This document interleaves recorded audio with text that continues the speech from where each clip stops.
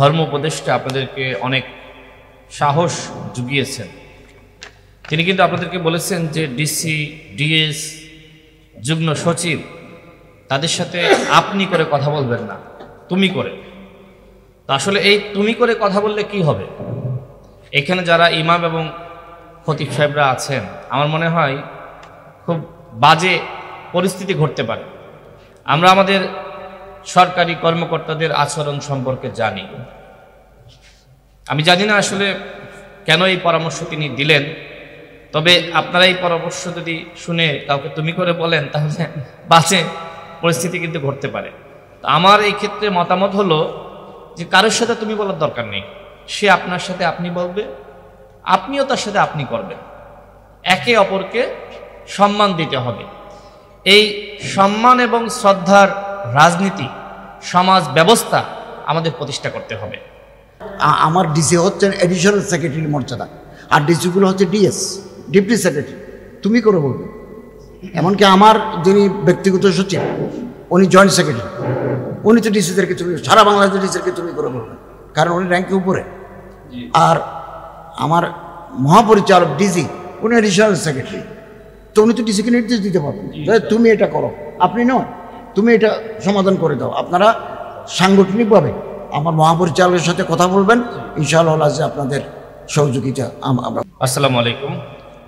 শানে সাহাবা জাতীয় খতিব ফাউন্ডেশন কর্তৃক আয়োজিত আজকের এই মতবিনিময় সভার সম্মানিত সভাপতি, প্রধান অতিথি ইতিমধ্যে বক্তব্য রেখেছেন, অন্যান্য অতিথিবৃন্দ, সবাইকে গণ অধিকার পরিষদের পক্ষ থেকে শুভেচ্ছা।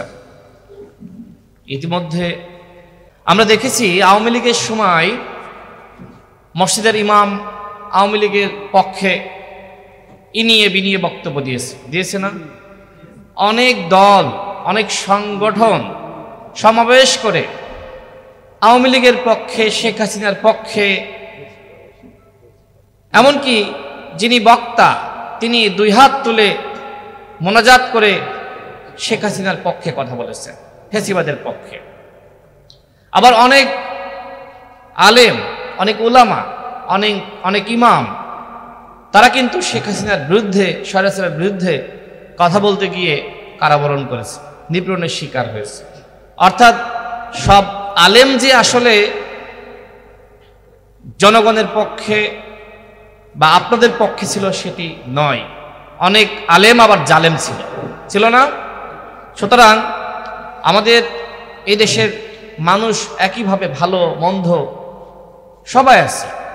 আপনারা যেহেতু ইমাম সাহেবগণ, আপনাদের আসলেই সমাজে অন্যদের তুলনায় বেশি সম্মান, মানুষ আপনাদেরকে পছন্দ করে। আমি নিজেও তো আপনাদেরকে পছন্দ করি, অন্যথায় তো আসতাম না। এর আগেও এসেছি, সামনে ডাকলে আমাকে পাবেন। আজকে যে দাবিগুলো আপনারা এখানে করেছেন, প্রত্যেকটা দাবি ধর্ম উপদেষ্টা তিনি এখানে পাঠ করেছেন। এছাড়া শামীম ভাই আরও কিছু দাবির কথা বলেছেন, সেটা নিয়েও তিনি বলেছেন চেষ্টা করবেন। এখানে খুব গুরুত্বপূর্ণ একটা দাবি 5 নম্বরে, মিম্বারে স্বাধীনভাবে কোরআন সুন্নাহ ভিত্তিক খুতবা প্রদানের নিশ্চয়তা। এই নিশ্চয়তা এখন আমি মনে করি আছে, আওয়ামী লীগের সময় ছিল না। এই যে স্বাধীনতা আপনারা পেয়েছেন, এই স্বাধীনতা ধরে রাখার দায়িত্ব আপনাদের। এই যে একটি প্ল্যাটফর্ম আপনারা করেছেন, যদি সবাই এক থাকে, একজনের চাকরি যদি চ্যুত করা হয়, একজনকে যদি বিপদগ্রস্ত করা হয়, 10 জন মিলে দাঁড়িয়ে যাবেন। এই জুলাই বিপ্লব আমাদেরকে নতুনভাবে স্বাধীনতা দিয়েছে। এখন এই স্বাধীনতা ধরে রাখার দায়িত্ব আমাদের, আপনাদের, আমাদের সবার। অন্যথায় একজনকে পিটাচ্ছে, একজনকে চাকরিচ্যুত করছে, আর আপনি ভয় পাচ্ছেন, আপনি তার পাশে দাঁড়াচ্ছেন না, তাহলে সেই আগের সংস্কৃতি আবারও ফিরে আসবে। আপনারা কথা বলুন অন্যায়ের বিরুদ্ধে। অবশ্যই মসজিদে অন্যায়ের বিরুদ্ধে কথা বলতে হবে। অনেকে বলে যে মসজিদ কোনো রাজনীতির জায়গা না।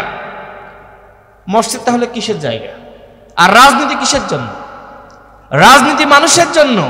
সুতরাং সঠিক রাজনীতির কথা মানুষকে বলতে হবে। ইসলাম কি রাজনীতির বাইরে? অবশ্যই না। আপনি রাজনীতি করবেন, এমপি হবেন, মন্ত্রী হবেন, দেশ চালাবেন, আর বলবেন ওই মসজিদকে রাজনীতির বাইরে রাখো। অবশ্যই রাজনীতির বাইরে রাখতে হবে, কিন্তু অন্যায়, অপরাধ, জালিমের বিরুদ্ধে কথা বলতে হবে। আপনি সেখানে বলতে পারবেন না যে অমুক দলকে ভোট দাও, অমুক দলকে দিও না। হ্যাঁ, এই কথাগুলো বলা যাবে না, কিন্তু স্বৈরতন্ত্রের বিরুদ্ধে কথা বলতে হবে, জালিমের বিরুদ্ধে কথা বলতে হবে, যে অপরাধ করছে তার বিরুদ্ধে কথা বলতে হবে। আলেমরা যদি মসজিদ থেকে শুরু করে, সেখানে অনেক মানুষ থাকে, ভালো কাজের পরামর্শ দিবে, অসৎ কাজের বিরুদ্ধে কথা বলবে, এটা তো খারাপ কিছু না, এটা রাজনীতি না। আমি মনে করি এটা যদি রাজনীতি হয়েও থাকে, এই রাজনীতি করার অধিকার আপনাদের আছে। আমি শেষ করছি। 7 নম্বরে বলা হয়েছে রাজনৈতিক স্বার্থে ইমাম খতিবদের ব্যবহার বন্ধ করা। অবশ্যই আপনাকে একজন নেতা তার প্রোগ্রামে ডেকে নিয়ে যাবে, বলবে যে এখানে আমার পক্ষে বয়ান দাও, আমার পক্ষে দোয়া করো। এইটা যদি আপনারা করেন তাহলে অন্যায় করবেন, পাপ করবেন। হ্যাঁ, আপনি যদি তার সাথে রাজনীতি করতে চান করেন, কোনো সমস্যা নাই, কিন্তু আপনি একদিকে নিরপেক্ষতার ভান ধরবেন, অন্যদিকে তার পক্ষে গিয়ে ভোট চাবেন, বয়ান দিবেন, এটা হইতে পারে না। এটা করলে আপনারা নিজেদেরকে নিজেরা অপদস্থ করবেন।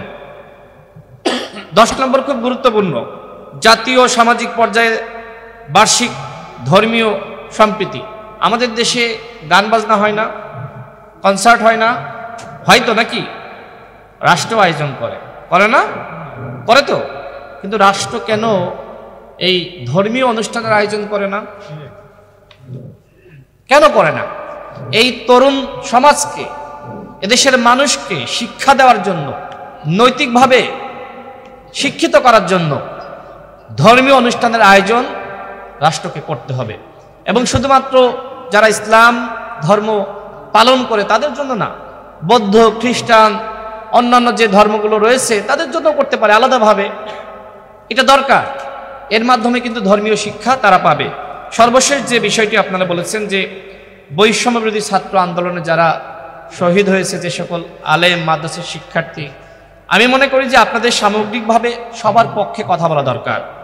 যারা শহীদ হয়েছে তাদের পুনর্বাসন, দুঃখিত, যারা শহীদ হয়েছে তাদের পরিবারের ক্ষতিপূরণ, যারা আহত হয়েছে তাদের পুনর্বাসন। ইতিমধ্যে ধর্ম উপদেষ্টা বললেন যে একজন যোদ্ধার জন্য 8 কোটি টাকা পর্যন্ত খরচ হয়েছে। যদিও আমরা অনেক আক্ষেপের কথা শুনি যে অনেকে বিনা চিকিৎসায় মারা পর্যন্ত গিয়েছে। তো আমি আর কথা বাড়াচ্ছি না, আপনাদের এই 11টি দাবি, এই দাবির প্রতি সংহতি জানাচ্ছি। আমি আশাবাদী যে আগামীতে যেই ক্ষমতায় আসুক না কেন, ইসলামের বিরুদ্ধে কিছু করতে পারবে না। ইসলামের বিরুদ্ধে যেই অবস্থান নিয়েছে তার অবস্থান কিন্তু হাসিনার মতন হয়েছে। সুতরাং ইসলামের বিরুদ্ধে, ইসলামের সাথে সাংঘর্ষিক হয় এরকম কোনো আইন রাষ্ট্র করতে পারবে না। এবং প্রত্যেকটা ধর্মের মানুষ স্বাধীনভাবে ধর্মচর্চা করতে পারবে, সেই ধরনের পরিবেশ যেটা তৈরি হয়েছে, এই পরিবেশ বজায় থাকুক। এই জন্য আপনারা সবাই সোচ্চার থাকুন। আমি আবারও আপনাদেরকে ধন্যবাদ জানাচ্ছি আমাকে অনুষ্ঠানে দাওয়াত করার জন্য। আপনাদের সাথে আছি। আসসালামু আলাইকুম।